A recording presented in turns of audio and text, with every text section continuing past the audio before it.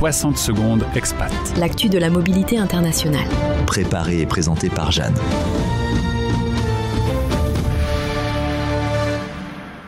Partir en Australie, c'est souvent un projet de vie, un rêve, voire une vraie stratégie de carrière. Mais pour poser le pied sur le sol australien, pas de détour possible, il faut un visa. Et il en existe plusieurs options selon votre âge, vos compétences et vos objectifs. D'abord, si vous avez entre 18 et 35 ans, le Working Holiday Visa, ou PVT, est la voie royale.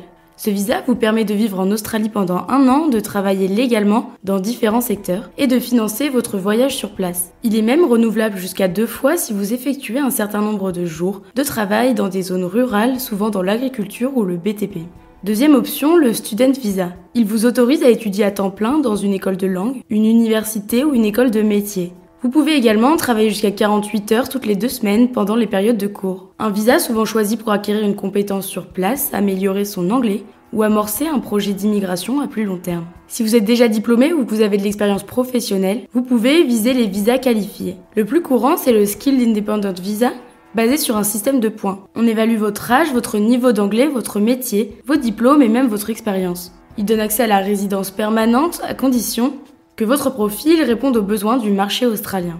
Il existe aussi le Skill Nominate Visa, similaire mais avec le soutien d'un État australien. Certains États ou territoires proposent en effet des programmes pour attirer des talents dans des secteurs en pénurie. Autre possibilité, le visa sponsorisé par l'employeur. Pour ceux qui obtiennent une offre d'emploi en Australie, c'est l'entreprise locale qui vous parraine en prouvant qu'aucun candidat australien ne peut remplir ce poste. Ce visa est plus contraignant mais permet une réelle insertion professionnelle sur le long terme.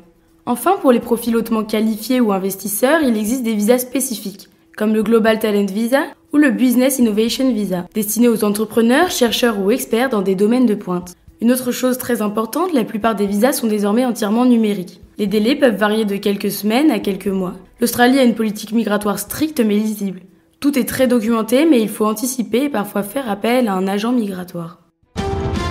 Retrouvez 60 secondes expat en podcast sur françaisdanslemonde.fr